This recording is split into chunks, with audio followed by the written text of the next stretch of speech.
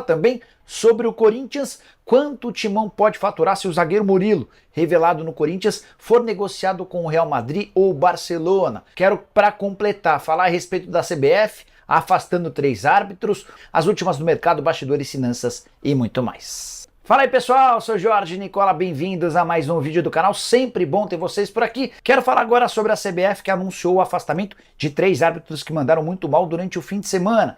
Não apitam nos próximos jogos. O Flávio Rodrigues de Souza, que esteve à frente de Vasco e Grêmio, 2 pênaltis claríssimos não marcados por ele e por seus auxiliares. André Luiz Schettino, que esteve à frente de Atlético Goianiense e Flamengo, muitas reclamações em relação a essa arbitragem, com direito ao pênalti polêmico marcado para o Flamengo no final do jogo, expulsões, enfim. E outro que está suspenso, Yuri Elino, que apitou Corinthians e Atlético Mineiro, o principal motivo para a punição do Yuri, a não expulsão do Fagner, que entrou de forma muito violenta no Zaratio. O Pedro pergunta sobre o Adrielson no Corinthians. Eu soube que o Corinthians sondou o Lyon pelo Adrielson e ouviu que os franceses querem 7 milhões de euros.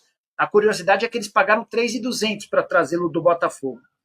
Aí fica difícil, né? Pedrinho seria uma boa para o Corinthians? Eu não acredito não, Leandro. Eu acho que o Pedrinho do Galo, ele é super valorizado, tá?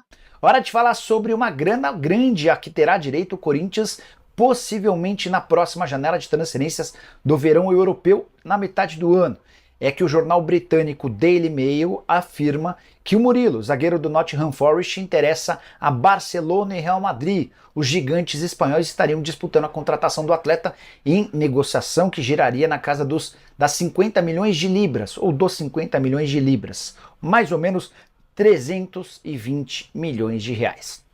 O Corinthians ficou com 10% do valor de uma venda futura, além de 2,5% referente ao mecanismo de solidariedade. Estamos falando de mais ou menos 38 milhões de reais. Só para lembrar, o Corinthians havia vendido o Murilo no ano passado por 12 milhões de euros, desde que ele se mudou, 31 partidas, titular absoluto, um dos grandes destaques da Premier League. Nesses 31 jogos foram 2 assistências. Só mais uma sobre o Corinthians que eu ainda não consegui confirmar com ninguém no timão. Hoje surgiu a notícia de que Matias Rojas já está registrado no Inter Miami. Confesso que estranhei a informação, até porque, para que isso ocorra, ele precisa rescindir seu contrato no Corinthians. Assim que tiver qualquer novidade, eu conto para vocês. Bora falar do Timão, porque, vou te contar uma coisa. Eu acompanhei o pós-jogo, depois do empate com o Atlético Mineiro, e veio a explicação tática que todo mundo queria saber. Eu vou te contar essa história. E a situação do Paulinho, hein? Parece que vai renovar. Igor Coronado, titular? Hoje, daqui a pouco, ontem... Chega mais, eu sou o Chico Garcia, inscreva-se no canal, vamos bater a meta de 1 milhão, eu conto com você, depois da vinheta. Rapaziada, olha quem eu trouxe aqui, a prancheta, a mesa tática, para tentar explicar para vocês o que aconteceu quando muita gente questionou o Antônio Oliveira do porquê ele meteu 2 volantes para vencer o jogo no segundo tempo, com um jogador a mais sobre o Atlético Mineiro. Muita gente questionou essa situação. Mais do que isso, de que forma essa estrutura tática ela pode ser vitoriosa, ela pode ser suficiente ao longo do ano e de que maneira, tudo isso, né? De que maneira alguns jogadores podem se encaixar nesse time. Aí eu estou falando do Fausto Vera, que teve uma sequência, mas... Na verdade, o Maicon deve ocupar essa função.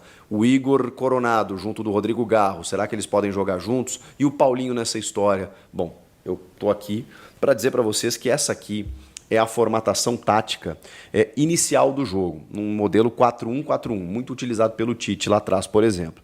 Para vocês terem uma ideia, então aqui, o Fagner, o Félix Torres, o Gustavo Henrique e o Hugo. Essa é a formação, tipo assim, começando o jogo posicionada. Depois tem algumas variações que eu vou falar para vocês.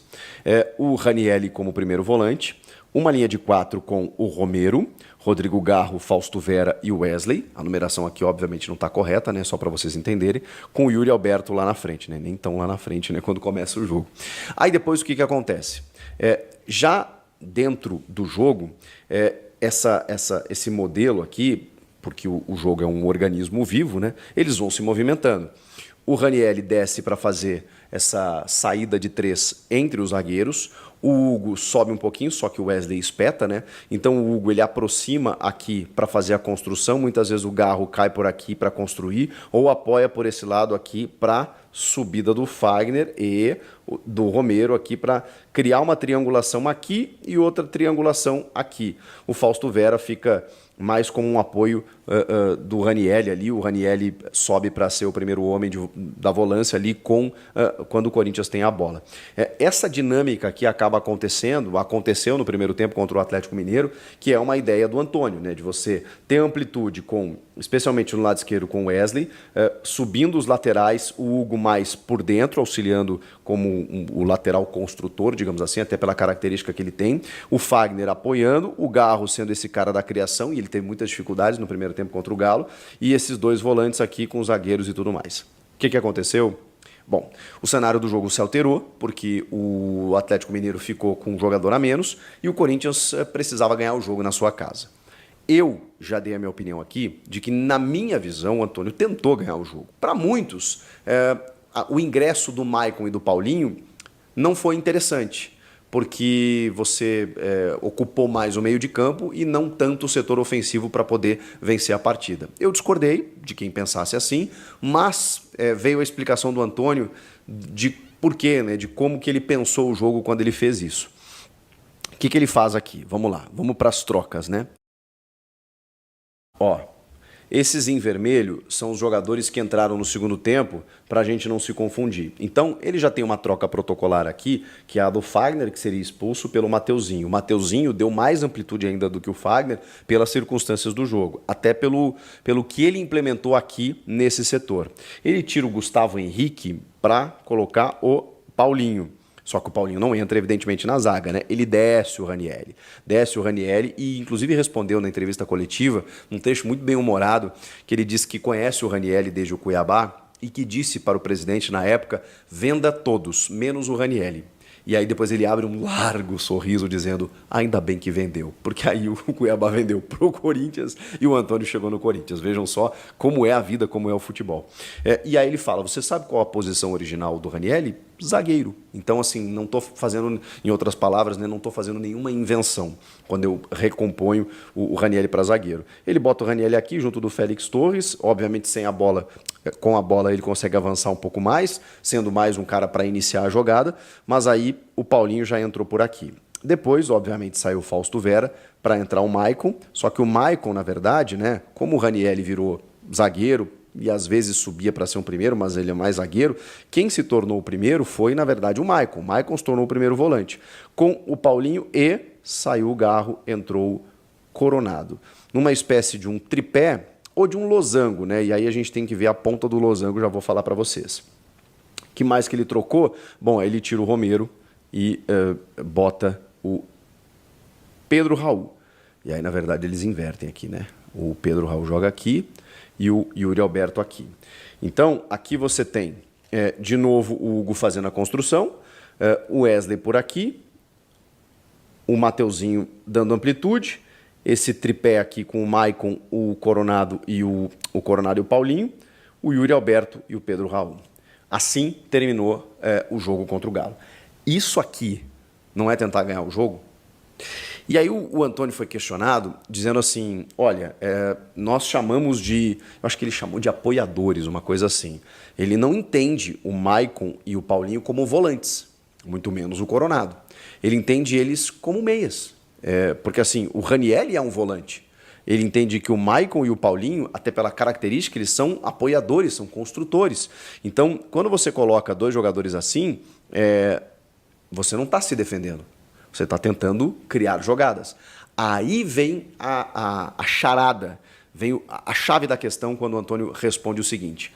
Agora, se o que eu pensei não funcionou porque os dois apoiadores, digamos, voltavam muito para pegar a bola no pé do Maicon e não conseguiam gerar o espaço necessário, aí é algo que nós temos que corrigir.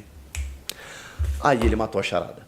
Porque aí ele quis dizer o seguinte, o que eu pensei para o jogo foi ter jogadores de posse de bola, como o Maicon, o Paulinho e o Coronado, para criar esse jogo e até descansados, né? Entram os três ali sangue novo, digamos assim, né? Para poder correr no segundo tempo contra um adversário inferiorizado numericamente.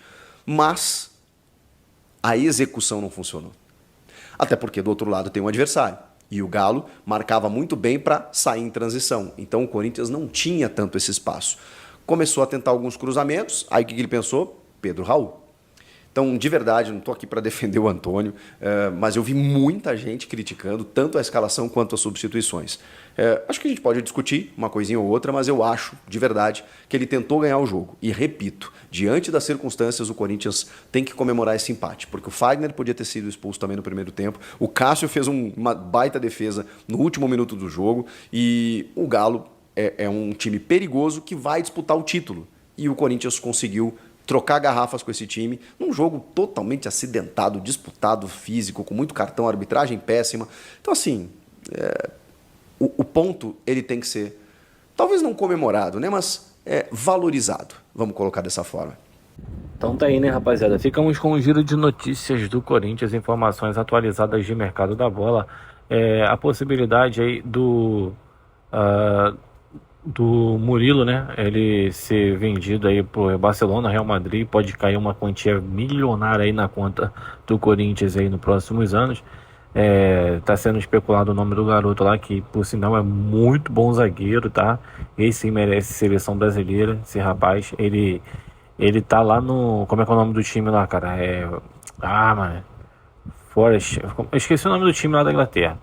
E os grandes times aí do continente europeu estão de olho nele e pode cair uma baita de uma grana nos cofres do Timão. Então vamos ficar atento aí no que pode acontecer. Enfim, essa que foi a notícia de hoje. Se você ficou no vídeo até aqui, não esqueça daquela moral, se inscreva no canal se não é inscrito e ative o sininho de notificação para não perder nada. Valeu, um grande abraço no coração. Tchau, tchau, fui.